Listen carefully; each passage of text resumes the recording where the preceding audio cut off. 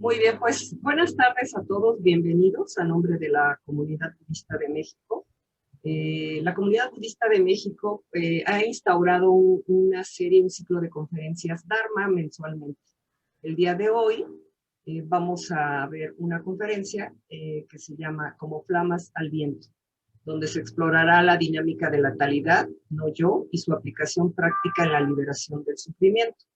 Esta plática va a ser impartida por Bocchi Eduardo López, quien ya tiene 30 años en la práctica de Zen, budismo Zen. Fundó Mar del Lotos Templo Zen. Mar del Lotos Templo Zen es una orden autónoma e independiente no monástica, inspirada en los linajes de Oriente para la realidad contemporánea de nuestros pueblos de habla hispana. Mantenemos, porque yo también soy miembro de Mar de Lotos, mantenemos una práctica espiritual budista Zen. Aplicamos los principios del budismo, sus técnicas y conocimientos, desarrollando nuestras formas y tradiciones en español, cercanas a la idiosincrasia de los pueblos y las culturas de Latinoamérica. Ofrecemos, con donativos y trabajo voluntario, actividades públicas, renta de instalaciones para practicar meditación y la divulgación en medios de comunicación y redes sociales, procurando que sean adecuadas y accesibles para toda persona que pueda autoayudarse y practicarse bajo nuestros principios. Y bueno, Mar de Lotos también pertenece a la Comunidad Budista de México. Y bueno, pues sin más, les voy a dejar con Bocchi, Eduardo López, guíase. Adelante, Bocchi. Muchas gracias, Nalika Vara, y bueno, pues bienvenidos todos. Voy a ir compartiendo mi pantalla. Permítame un segundo. Y bueno, pues ¿de qué va esta conferencia? ¿De qué va esta plática? Voy a ser breve en la introducción.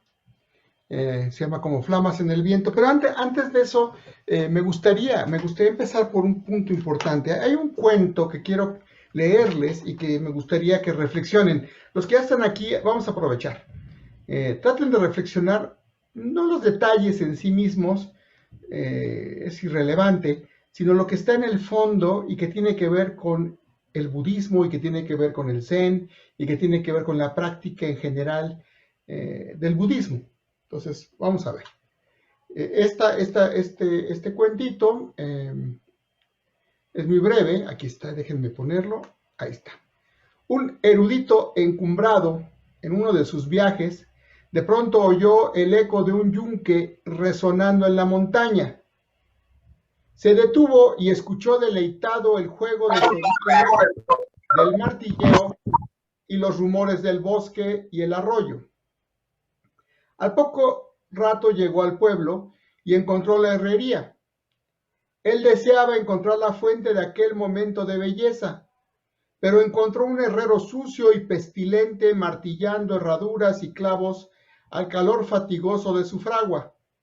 Sin conciencia de las emociones de su espectador inesperado, sonriendo con su boca sin dientes, le preguntó: ¿puedo ofrecerle clavos, un asadón, una cuchilla? El dignatario salió sin decir palabra, decepcionado. A su espalda, el martilleo del yunque volvió a resonar en la cañada. A ver, me gustaría escucharlos aquí acerca de este cuentito. Un momento de reflexión. ¿Qué piensan? ¿Cómo se conecta esto con su experiencia del Dharma? A ver, quisiera oírlos. Un momento, antes de arrancarnos, porque es muy importante. A ver. Que uno piensa que las cosas son de una manera y después ve que no y se siente de terror. No te alcancé a oír muy bien, Estela, perdón, ¿repites?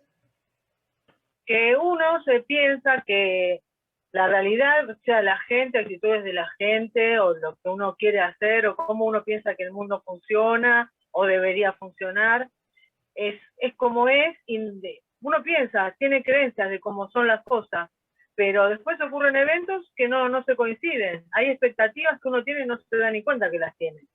Exacto. Y cuando no se gustan las cosas de esas expectativas, uno se siente mal, pero muy mal. Muy bien, gracias. A ver, ¿alguien más que nos quiera compartir qué reflexiona a partir de este cuento?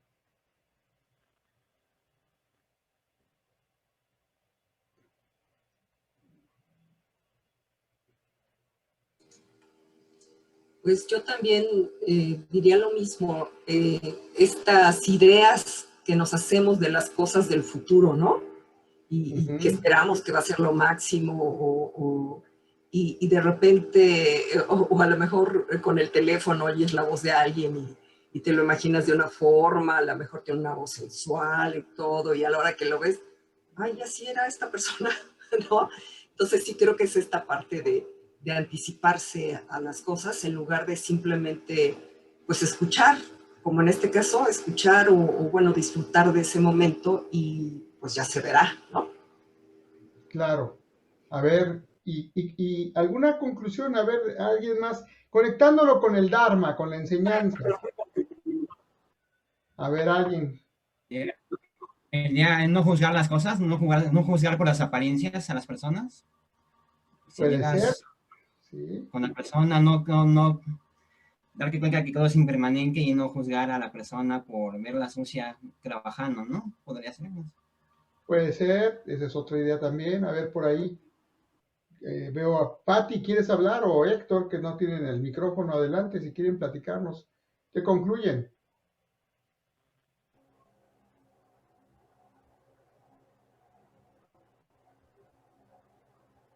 Bien. A ver, Héctor, ahí estabas. Ah, ya lo pagaste. Mejor no, mejor sí. ¿Y me escuchan? Sí, Tengo problemas con la señal. sí se oye. ¿Me oyen? Ajá. Sensei, sí, yo pienso que las ideas preconcebidas nos nos distorsionan las realidades. Muy bien, muy bien. Tenemos ideas preconcebidas de muchas cosas que en realidad no son como son. Ok. A ver, Estela, levantaste la mano.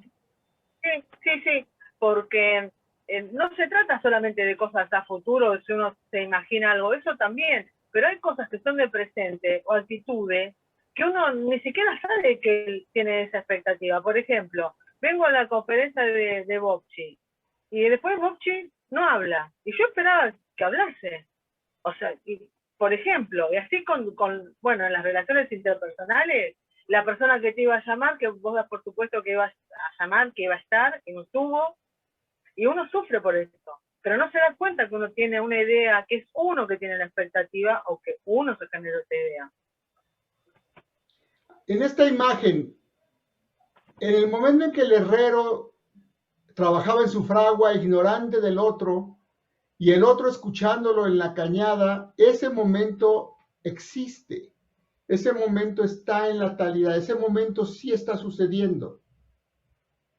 Pero la conciencia de uno está enfocado en el clavo y la fragua y entregar el trabajo para tener dinero para comer. Y el otro que lo tiene todo resuelto en admirar y disfrutar el deleite de la belleza. Están concurrentes, ocurren en el mismo momento las fantasías y expectativas de uno y la cruda realidad del otro. Y seguramente el herrero aquel no estaba pensando en el clavo, tal vez estaba pensando en que no había comido en un día o que si no entregaba los clavos le iban a cortar la cabeza. O sea, cada uno en su momento presente está armando expectativas y se conjugan estas fuentes. Y también esta es una metáfora de qué nos pasa con el budismo. Cuando nos llega de trasmano en las montañas, en la rumorosa montaña del Zen, cuando nos llega a través de los linajes, cuando nos llega desde lejos, suena a una cosa diferente a cuando vas a la fuente y te encuentras con el Buda desdentado predicando el óctuple sendero y nada más.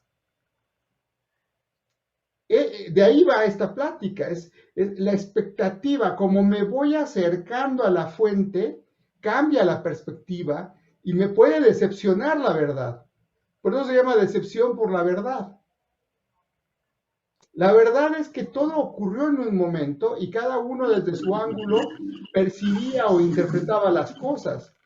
Pero cuando vas a la fuente y te das cuenta lo que es, de repente no te gusta. Y a los estudiantes de Zen y a los estudiantes budistas nos pasa eso frecuentemente, sobre todo cuando te pone contra las cuerdas Buda y te hace ver que todas tus expectativas y fantasías solo te han distraído y que te puedes hacer el budista pero no practicar budismo. Y eso es muy difícil de aceptar. Por eso en el Zen preconizamos, ponemos como preponderante, lo más importante es el corazón sincero. Un corazón sincero no significa que digas la verdad francamente, nada más. Significa que no te autoengañes.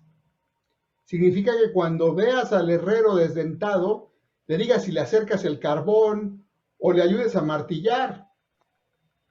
O le hagas reverencia porque gracias a eso tu caballo tiene herraduras y clavos. Pero aquel solo quería la experiencia de la belleza y solo quería un aspecto de esa verdad. No quería la verdad en crudo. Y el otro, pues, ¿qué hizo después de que se fue aquel loco que nada más se vino a parar enfrente de él? Pues él siguió martillando. Y eso es lo que pasa muchas veces. Uno suelta una fuente o abandona a un maestro o deja la escuela o se va de su casa. O sea, uno hace cosas de ese tipo y abandona las cosas pensando que al abandonarlas desaparecieron, pero las cosas, las personas, los maestros, las escuelas, todo sigue su propio ritmo. Este cuento lo que nos revela es que hay muchos juegos del ego. En una única realidad hay muchas posiciones del ego y el ego es muy hábil para engañarnos. Y de eso va toda la plática de hoy. ¿Qué vamos a hacer? Pues vamos a la fragua. Nuestra conferencia de hoy se llama como Flamas al Viento, ¿verdad? Como estas flamas de hace unos días en California y en Montreal, por ahí donde estaba el fuego, ¿verdad? Y dice Buda, monjes, todo está ardiendo. ¿Y qué es este todo que está ardiendo? Y más adelante, ardiendo con el fuego de la codicia, con el fuego de la animadversión, con el fuego de la falsa ilusión. Esto está tomado del Samyutta Nikaya 35-28, Adittapariyaya Sutta, discurso del fuego. Hay varios discursos que tienen el nombre de fuego o que hablan del fuego. Varias veces el Buda utiliza la metáfora del fuego. Vamos empezando con esto. Todo está ardiendo. ¿Qué es eso que arde? ¿Qué es eso que arde con el fuego de la codicia, con el fuego de la animadversión, con el fuego de la falsa ilusión? Bueno. En otro sutta, dice, discutiendo con Vakya, le dice a Vakya, y si alguien te preguntara, Vakya, cuando este fuego se estaba extinguiendo delante de ti, ¿en qué dirección se ha ido? ¿Al este, al oeste, al norte o al sur? ¿Qué le responderías? Esto no se aplica en este caso, maestro Gotama. El fuego ardió dependiendo del combustible del pasto y de la madera. Cuando estos se consumen y no se encuentra más combustible, siendo sin combustible este fuego, se lo cuenta como extinguido. Majjhima Nikaya 72, Agivagata Sutta. ¿Sí? Entonces, aquí viene algo muy interesante. Todo arde, dice el maestro, pero cuando cesa, no se va a ningún lado, porque la pregunta que Vakya le hacía era, ¿el Tathagata existe después de la iluminación? ¿Existe después de la muerte? ¿Existe algo después? ¿Hay algo? Y él le decía, no, Vakya, nada de eso aplica con un Tathagata o un iluminado o con cesar el sufrimiento. El sufrimiento una vez que cesa no se va a otro lado.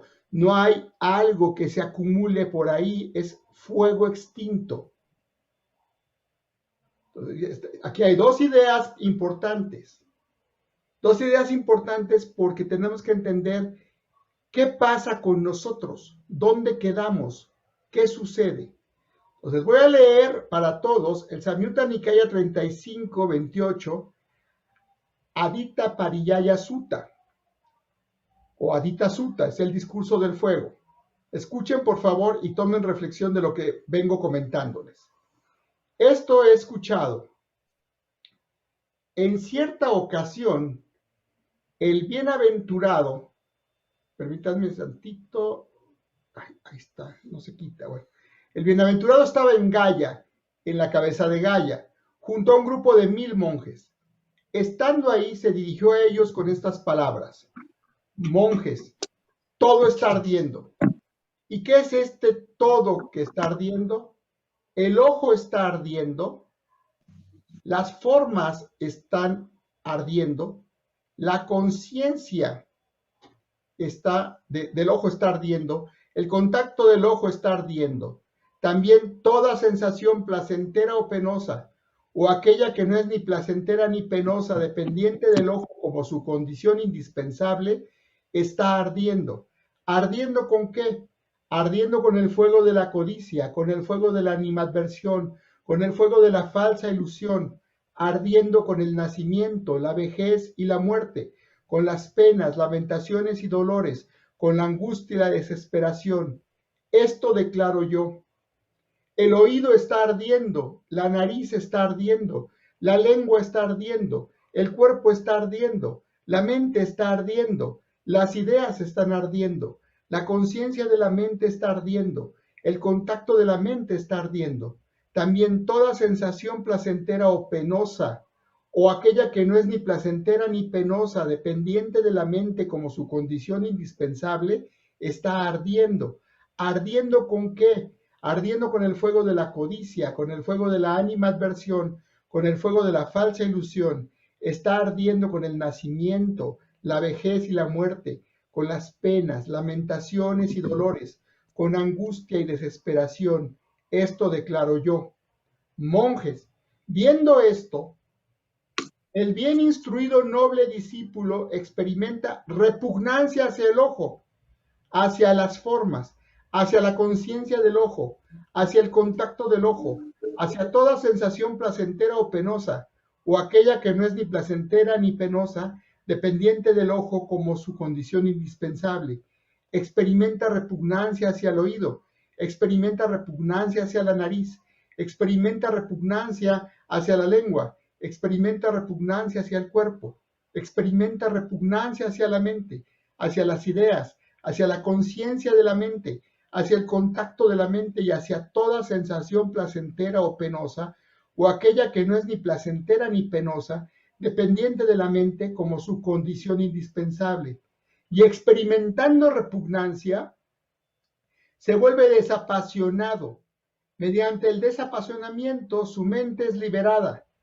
Cuando es liberado, aparece en él este conocimiento. Esta es la liberación. Entonces entiende que el nacimiento está destruido, la vida santa ha sido realizada, la tarea ha culminado y ya no queda más nada por delante. Esto dijo el bienaventurado, y aquellos monjes fueron elevados y deleitados por las palabras del bienaventurado, y durante este discurso las mentes de estos 1000 monjes fueron plenamente liberadas de las contaminaciones a través del no apego. No apego. Entonces, el apego del que hablamos aquí, no es el apego al amor a los hijos, no es el apego a un trabajo u otro, no es el apego a la profesión o a tu auto. El apego que estamos viendo aquí es el apego a lo que surge de tu mente, a esta necesidad enferma. O sea, hoy llevamos varias ideas aquí y el cesar no deja este cúmulo de cosas que apegan, que se apega, este ser que se apega, no lo manda a ningún lado, no le da ningún premio, no lo lleva a ningún cielo, no le da ninguna recompensa, solo cesa. Y como dice aquí, sin apasionamiento por todo lo que surge de los 5 sentidos, sin miedo de la muerte, el nacimiento, la vejez, sin enojarse porque hay penas, lamentaciones, dolores. Con ese desapasionamiento uno se libera. ¿De qué se libera? Se libera del sufrimiento. Y eso no es teórico. Eso no es teórico. Cuando te pasa y lo sabes. Es como quien ve, como veíamos aquí en la imagen anterior, una fogata extinta. Ahí hubo fuego, sí, ahí hubo fuego. Eso en el pasado ardía, sí ardía. Ya no arde, no, ya no arde. ¿Dónde quedó ese fuego? ¿Dónde están esas llamas al viento? ¿Dónde quedó ese fuego? Sucedió, quemó, ardió. ¿Dónde está? ¿Ya está frío? No está. Cesa. Cuando uno tiene el fin del sufrimiento o alcanza la ecuanimidad, no hay libro que lo explique. No lo puedes buscar en los libros. Mucha gente cree que el Zen no es de estudio de sutras. Conmigo se equivocan, ya ven que sí. Pero hay que entender bien el sutra, porque lo que sigue es practicarlo. Entonces, para entender bien de qué estamos hablando, vamos a ir aquí adelante y ya con esto, con esto acabamos la parte crítica. No se me espanten, tranquilos. Es solo budismo. Entonces, en el Mahasatipatthana Sutta, aquí yo quiero advertir algo. Desde mi experiencia y perspectiva, yo considero que todo budista serio debe leer y estudiar y practicar, como dice, al menos una vez en su vida, por lo que tarde en practicarlo, el Mahasatipatthana Sutta, el gran discurso sobre los establecimientos de la atención consciente. En Bosque Theravada, auspiciado por todos los que ahí participan, incluyendo al venerable Unandisena y a otros como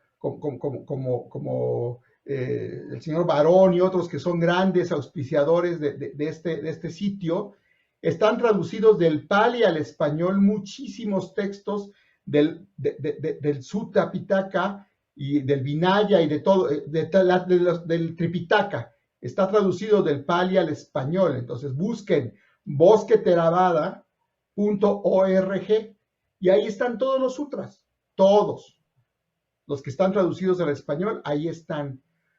Nadie en el pasado tenía estas fuentes, al menos no era fácil. Nosotros lo tenemos al alcance del celular en todo el planeta, 24 horas al día, todo el año. Por favor, no desperdicien.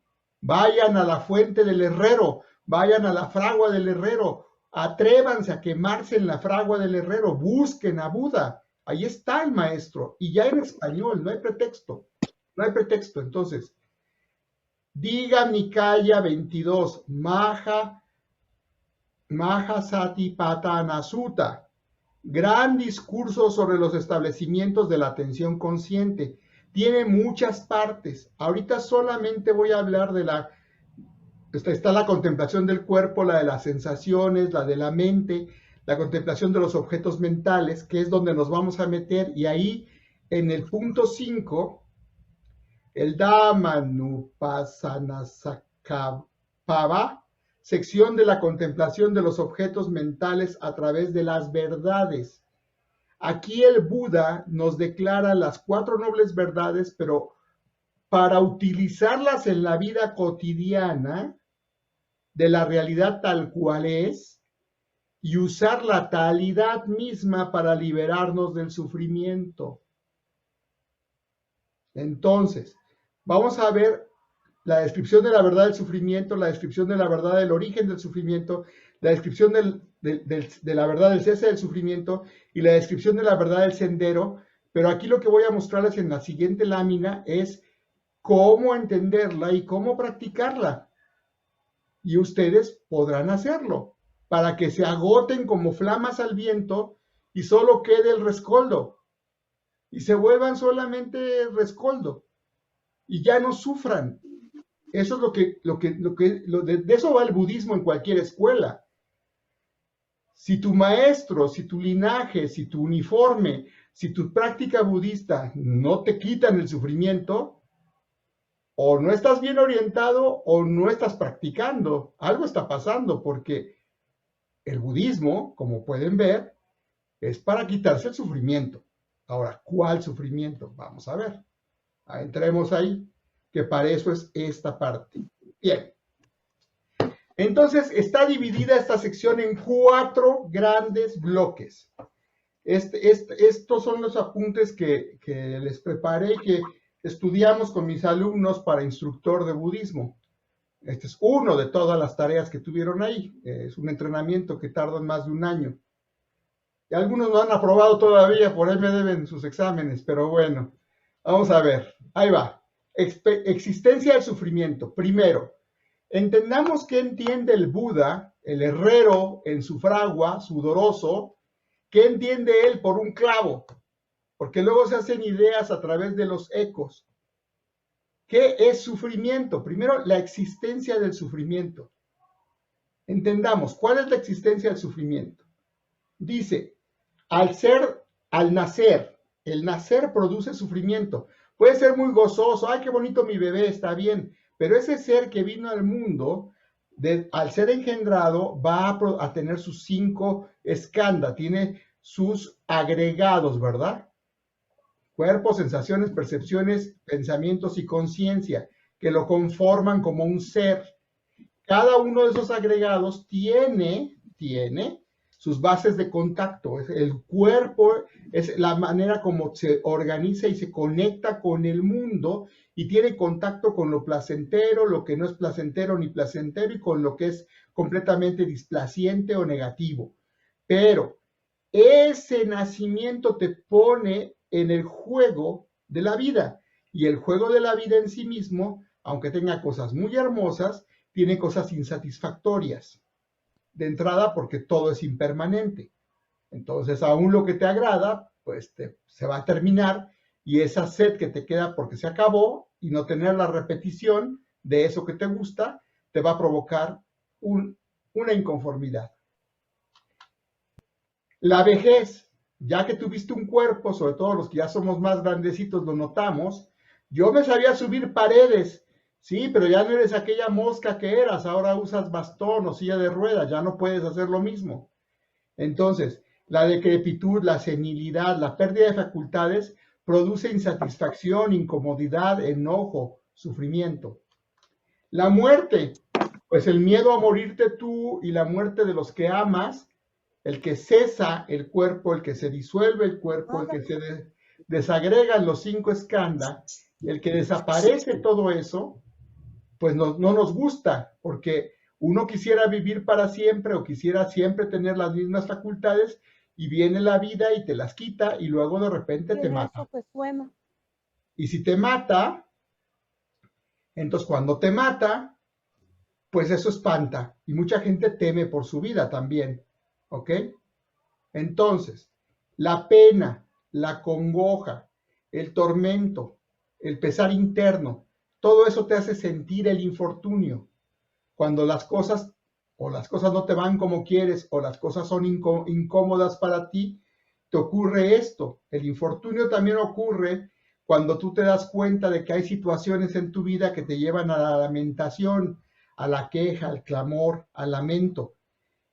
Y también los dolores físicos, corporales, los malestares, las sensaciones dolorosas del cuerpo y las aflicciones. El Buda hace mucha distinción y muy claramente, el dolor físico o corporal de la enfermedad es una cosa y el dolor mental o la incomodidad mental, la angustia mental, le llamamos la aflicción, que es mental, el malestar mental, la aflicción de la mente. Y eso también te da aflicción también te provoca desesperanza, angustia, desespero, tribulaciones. Todo eso es lo que le llamamos aflicción y eso ocurre en tu mente. Y también hay problemas cuando tú te asocias a lo que te disgusta, a lo que es desplacente, desagradable, indeseable, aquello que rechazas, aquello que tienes envidia, aquello que te da celos, aquello que te da odio. Cuando estás cerca de eso, ya sea que lo odies a través de la vista, el olfato, el oído, el tacto, el gusto o la mente, eso te va a producir o sensaciones dolorosas en el cuerpo, en alguno de esos canales, o aflicciones mentales, y si no te puedes zafar, pues desesperanza. Y también separarte de lo que te gusta. Cuando ya te acostumbraste o te gustó algo y es placentero, agradable, gozable, para la vista, el olfato, el oído, el tacto, el gusto y la mente, todo eso que te gusta, o cuando es algo que te gusta mentalmente, ¿verdad? La buena voluntad de otros, el confort, la seguridad, la confianza, el amor de otros. Cuando te separas de lo que te gusta, también sufres. Sufres porque no hay repetición, sufres porque hay carencia. Y eso te produce una avidez, un hambre, una necesidad. Y cuando eso no está controlado, esa necesidad, esa hambre, el sufrimiento se convierte en algo grave. Y también no obtener lo que se quiere, como que, pues hay quien no querrá nacer o no querrá producir hijos o no querrá morir, querrá vivir para siempre, no obtener, si quiere un carro nuevo y no lo puede obtener, no estar sujeto a cambios, o sea, cuando no obtienes lo que tú quieres, también eso te pone insatisfecho. Esto es lo que decimos, el sufrimiento existe. O sea, el budismo no es, como mucha gente pretende tomárselo o vivirlo, una religión de la gente que es pesimista. No, no, no, no. No negamos el amor ni la alegría, no negamos el gozo, no negamos el placer. Lo que decimos es que eso no dura. Y si quieres que se repita y no te va a pasar, pues te va a producir sufrimiento. Y el puro hecho de vivir te pone en una condición per se dispuesta al sufrimiento, pues. Algún tipo de sufrimiento basado en la insatisfacción tendrás. ¿Por qué? Porque tienes un cuerpo. Y ese cuerpo, el rupa, ¿verdad? Las sensaciones, las percepciones, las formaciones mentales y las conciencias, que son los 5 skandha, los 5 cúmulos, se llaman cúmulos porque cada uno de estos puede producir montones de sufrimiento. Por cada uno de estos elementos, tú puedes tener sufrimientos meramente mentales, puedes tener sufrimientos que tienen que ver con tu cuerpo, o con las sensaciones, o su ausencia, o con la conciencia de algo que te das cuenta que te falta. Por cualquiera de estos, tú puedes darte cuenta, o puedes disparar sufrimiento, o puedes enriquecerte de sufrimiento. Por ejemplo, conocí yo a una mujer hace unos 40 años, y la combinación de su olor corporal más su perfume, a mí me ponían loco. Después quería yo comprar ese perfume. ¿Saben cuándo encontré de nuevo ese perfume? Nunca. Porque como no la volví a ver, aunque encontré el perfume, no olía lo mismo. Hasta que alguien me explicó, es que el perfume se combina con el olor corporal de la persona y produce otro matiz. Entonces, pues ahí se quedó el frasco de perfume, lo tiré alguna vez a la basura y ya no me importó. A mí lo que me gustaba, sin saberlo, era la combinación. Pero si yo me acordaba de esa persona y de su aroma, a mí me emocionaba mucho. Y eso me tuvo adicto mucho tiempo. Y eso es una barbaridad. ¿Por qué? Porque eso no ocurría en mi nariz.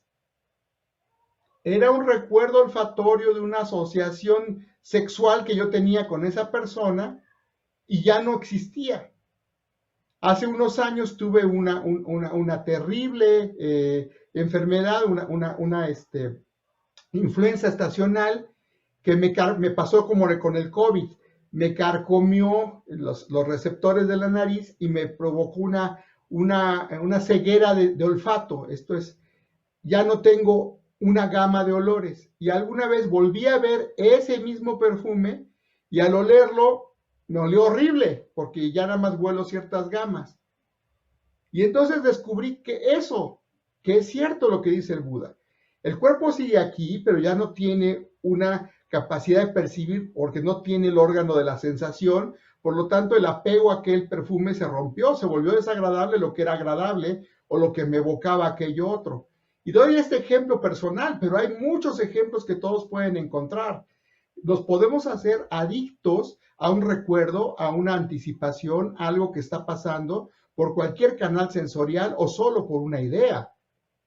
O por la idea que tenemos, la expectativa que tenemos de algo, como este erudito dignatario que quería disfrutar de más belleza yendo a la fuente y resulta que no le gustó lo que encontró. porque su emoción era mental. Entonces, si ustedes no sufren de esta manera como dice el Buda, ni tienen sufrimientos del pasado, ándale, se me fue.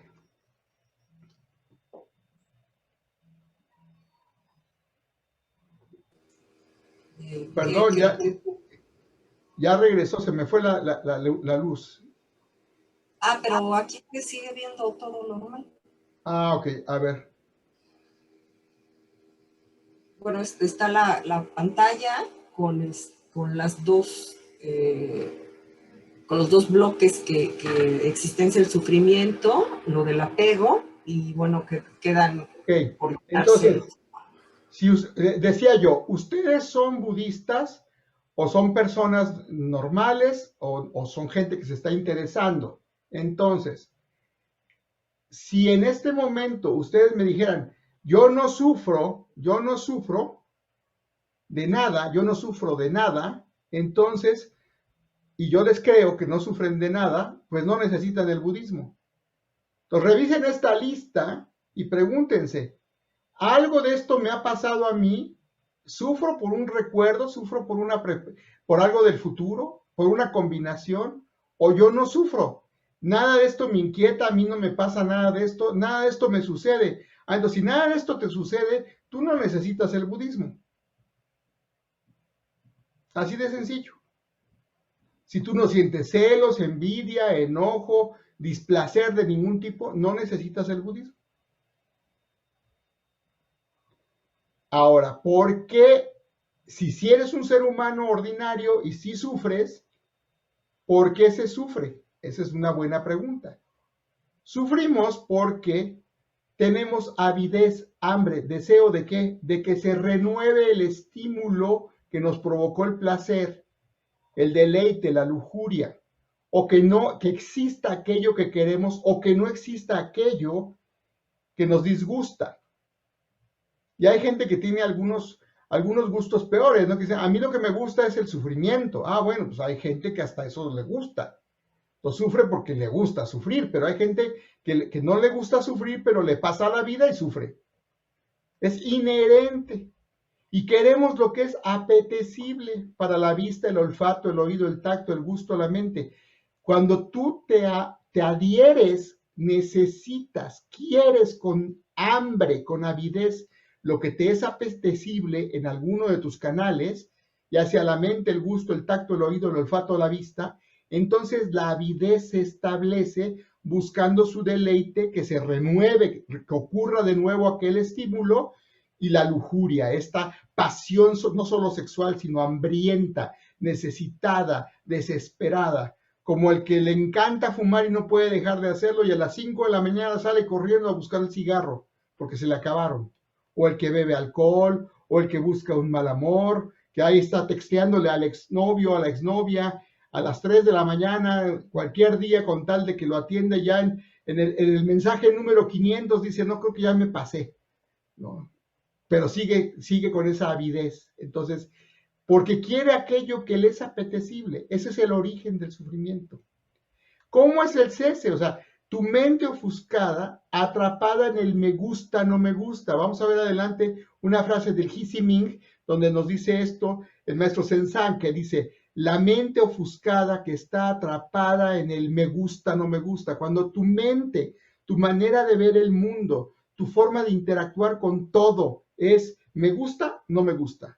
Rechazo, aprecio. Rechazo, aprecio. Cuando estás así decimos tienes la mente dual, la mente partida, la mente que está en el sufrimiento, la mente de la opinión. ¿Cómo cesas el sufrimiento?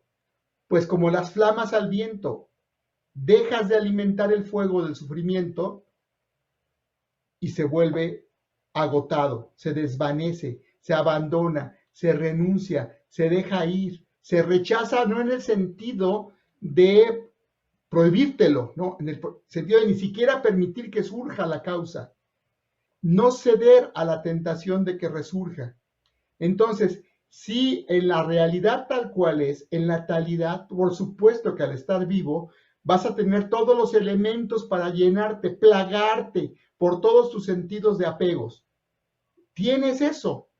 Pero también tienes cuerpo, conciencia y voluntad. También tienes la voluntad y el conocimiento que te da el budismo. El primer conocimiento que te da el budismo es cómo ocurre el sufrimiento. Entonces, es decir, sí, yo soy un ser que sufre y yo me hago sufrir de estas maneras. Yo tengo estas hambres, tengo esta lujuria, tengo esta necesidad de deleite. Quiero que esto se renueve.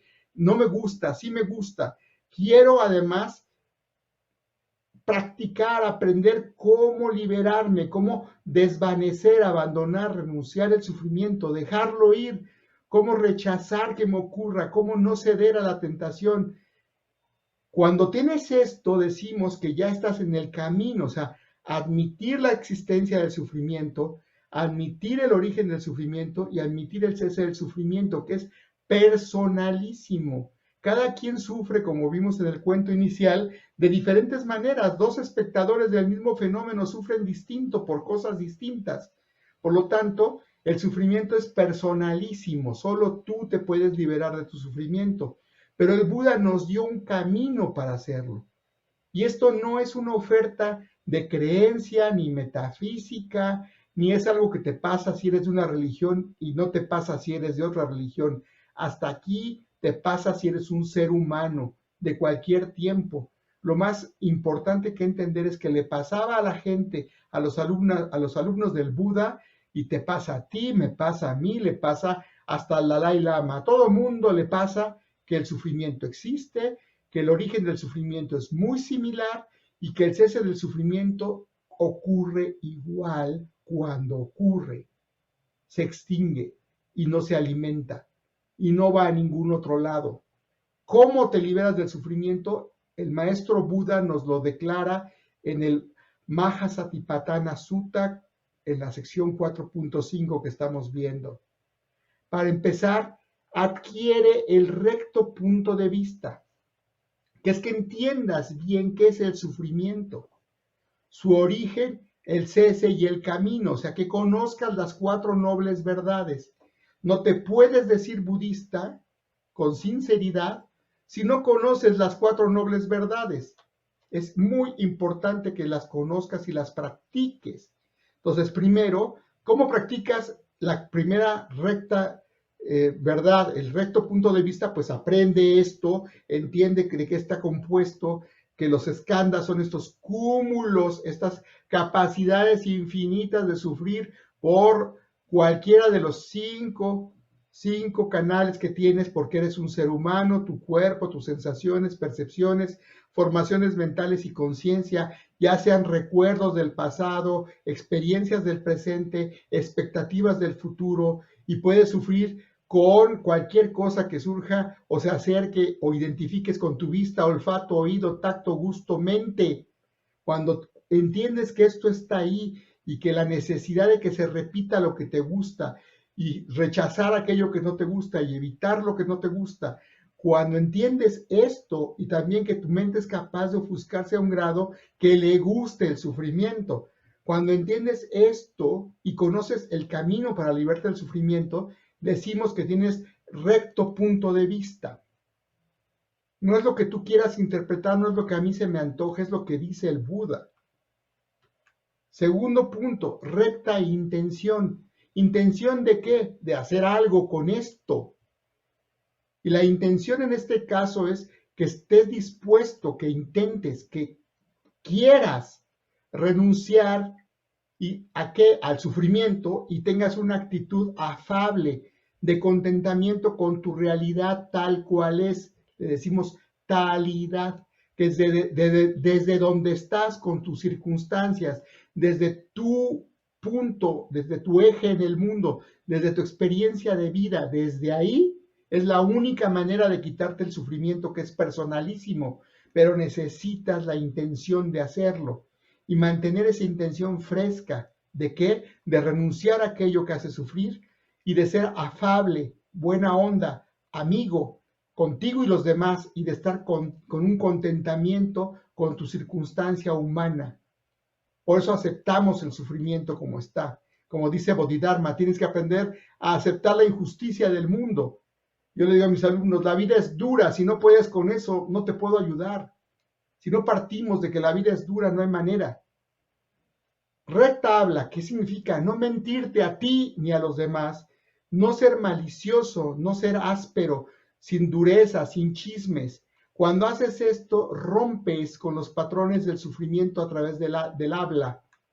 Recta acción, ¿qué significa? No matar, ¿verdad? Y el Buda nos lo dice muchas veces, no matar, pero en particular por odio o por conveniencia, matar a semejantes y también a otros seres, pero matar para obtener, que es lo que es terrible.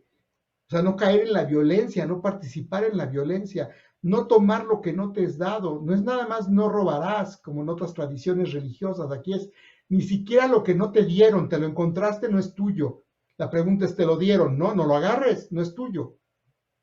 Y esto hay que mantenerse en el no tomar lo no dado y no tener una conducta sensual inapropiada. Esto es, cualquier sensualidad se refiere a vista, olfato, oído, tacto, gusto o mente. Entonces, las compulsiones, las necesidades, la lujuria puede ser del gusto por los postres, por ejemplo, o de la vista para ver TikToks, o del olfato para estar buscando nuevos perfumes y oler más bonito. El que ya tiene 40 perfumes y está insatisfecho, tiene un exceso de conducta sensual inapropiada. O sea, puedes usar tus sentidos, pero no para volverte obscenamente necesitado de sensualidad, no solo sexualidad, sensualidad. Aquí es todos los canales sensoriales, incluyendo la mente. Recta forma de vida significa arregla tu vida para tener medios de vida que te permitan cesar el sufrimiento. Entonces, si una persona que yo conocí hace años trabajaba vendiendo cigarros, estaba en una tabacalera y me decía, entonces yo no puedo ser budista. Puedes ser budista, deja de trabajar en la tabacalera. No, pero pues no, pues no. Bueno, pues entonces no. No te vamos a obligar, hombre, nos perderemos un budista, ex tabacalero. Pues, ¿qué te digo? O sea, si tu necesidad de mantenerte es como el vendedor de armas, yo puedo ser budista si vendo armas, pues no puedes ser monje de entrada, podrías ya no vender armas y buscarte otra manera de vivir. Es que no, esto me deja mucho dinero y prefiero el dinero. Bueno, si prefieres el dinero a tu paz emocional, pues no hay cómo ayudarte. Yo que te prohíbo, síguele, ¿yo qué? No puedo ayudarte, porque el budismo no salva a otros, no somos una secta. Y ese es el punto importante, cada uno es responsable de sí mismo. Entonces, la forma de vida que te deje tener medios para cesar el sufrimiento es muy importante. Simplificar tu forma de vida, cambiar tu forma de vida. Y aquí el contentamiento es muy importante. Cambiar tu ambición, usar tu voluntad para otra cosa. No es nada más ser menesteroso o rechazar la riqueza. El Buda tuvo muchísimos seguidores ultramillonarios, rajás o rayás de su tiempo. Y tuvo cortesanas, prostitutas que eran multimillonarias también. O sea, eso no tiene que ver, es cómo te usas, cómo te usas. Es muy importante, cómo te usas. Quieres sentir bonito con el budismo, pero no quieres cambiar tu forma de vida y quieres preservar aquello que hace sufrir a los demás y a ti mismo. Alguien está mintiendo. Escucha. Es mejor que seas sincero. Sincero. Recto esfuerzo, porque una vez que encuentras estas claves, muy importante el recto esfuerzo, porque es mantenerte vigilante de tu esfuerzo, ejercitarte y perseverar. La gente no se cura a la primera. Alguien que es hábil sufriendo, que tiene miles de horas sufriendo, que le encuentra ya placer a su sufrimiento, no va a cambiar de la noche a la mañana. Necesita miles de horas de ¿qué? De vigilancia, de esfuerzo, de ejercitarse, de perseverar. Miles de horas. Hay gente que me dice, bueno, yo después de la sesión del domingo me siento muy bien. 2 horas a la semana es mejor que nada, sí. Pero ¿por qué no haces esto todos los días? A todas horas que puedas consciente, estar atento. No, es que prefiero mi sufrimiento. Ah, bueno, pues entonces si ya somos sinceros, pues síguele. Te sigues cultivando sufrimiento, no te quejes. Sigues recibiendo sufrimiento. ¿Quieres paz mental? Cultiva paz mental todos los días hasta que se te haga natural tener paz mental. No hay de otra. Porque lo que tú tienes que hacer es no permitirte el abandono, no permitir que entre el sufrimiento de nuevo, cesar los estados mentales perjudiciales. Tú te das cuenta cuando algo te está haciendo daño, ves que ya surgió, déjalo de hacer. Está surgiendo, ya no le sigas. Sientes que podría venir, no lo labores. Suspende eso, suspende el sufrimiento. Cultivar, propiciar, preservar estados mentales saludables. ¿Tienes buena voluntad hacia los demás? Mantente ahí. ¿Te sientes a gusto? No te quites de ahí. ¿Estás tranquilo con el mundo? Así quédate. Eso decía mi maestro por ahí alguna vez, ¿no? Hay que volverse suficientemente tontos, como bobos, como lentos, porque de repente la gente muy vivilla no se puede mantener en el recto esfuerzo de estar de buenas. Para todo quiere buscar un pleito. A la primera, nadie le dijo nada y ya está sufriendo. Y dice, oye, el retiro, 5 días de silencio. Estoy muy enojado porque nadie me habló. Viniste a un retiro de 5 días de silencio. ¿Por qué esperabas que te hablaran? O es que ni siquiera me voltearon a ver. Es que la instrucción fue, bajen la mirada. Pero yo esperaba que me vieran. Bueno, o sea, ¿cómo te ayudo? Pierdes la voluntad de practicar al segundo, de empezar a practicar, pues ya algo pasó malo. ¿Cómo te ayudamos si tú no te vas a mantener en el recto esfuerzo? Pero eso sí, para sufrir pueden estar sufriendo 24 horas al día, 365 días al año, 20 años por la misma estupidez, como yo con aquel perfume, que ni existía ni nada, o sea, era una fantasía. Hasta que me di cuenta se disolvió, así, ¡pum! Y ya no me volvió a molestar nunca. Entonces, ese es el tema. Vuélvanse flamas al aire. Sí, estás ardiendo con el fuego del deseo. Ya no lo alimentes, cesa. Pero me salió otro, vuelve a no alimentarlo, cesa. Es que me salió otro más, ya no lo alimentes, cesa. Mantente en el recto esfuerzo. Para esto tienes que saber discriminar en qué sí y en qué no. Y para eso hay que tener una atención recta, una recta atención que es esta vigilancia vehemente, consciente, atenta, que elimina la codicia, esta avidez, esta hambre y el rechazo, el disgusto por los escándalos. No me gusta cómo se porta la gente. Bueno, deja de jugar al me gusta, no me gusta con la gente. Es que me agreden, defiéndete o huye, pero no te mantengas enojado. Es que no me gusta lo que opinan en el Facebook. Cancela tu cuenta de Facebook. Ya, hombre, no te estés fastidiando la vida por lo que no puedes resolver. Ah, no, pero quiero que las cosas sean como yo quiero, en un mundo que no se porta como yo quiero. Pon tu atención en la realidad. ¿Qué ocurre en la realidad? Y para esto hay que estar atento permanentemente. El Buda nos dice, atento una vez a la semana con tu maestro. Dice, continuamente el monje sabe que está de pie, sabe que está sentado, sabe que está acostado, sabe que está caminando. El monje sabe, esta es la atención plena al momento presente, dicha para gente ordinaria como nosotros. Cuando tú estás alerta siempre de lo que te está pasando en el momento y usas tus 5 sentidos externos y la mente para darte cuenta de cómo está todo alrededor tuyo, de eso decimos conciencia, cuando sé qué pasa adentro y qué pasa afuera. Conciencia. Esta conciencia, esta recta atención que elimina la codicia. Apenas veo algo codicioso en mí, lo paro. Apenas veo una envidia, la paro. Apenas veo un enojo, lo paro. Sí, a veces me pasará después, pero el chiste es mantenerte con recto esfuerzo, que empieza a tener rechazo, disgusto, lo paro. Puedes elegir un platillo que te gusta saborear, pero no matar porque no te lo trajeron o porque estaba más frío. Y para esto hay que educarse, entrenarse ¿en qué? En la recta concentración. Y en este sutta, el maestro nos habla de 4 yanas. 4, hay más, pero bueno, 4. La primera yana que él nos dice es, esta recta concentración es para obtener el conocer el sufrimiento, el cese y el camino. Y la primera es el abandono sensual, o sea, te sientas y solamente permites los estados, O sea, permites que ocurra como ocurra tu cuerpo. Solo observas y abandonas esto. Esto es cuando te sientas en meditación y estás observando y solo ves cómo estás. Lo que decimos en el Zen, revisarte o escanear o solo pararse y ver. Y mantienes tu pensamiento inicial de mantenerte atento.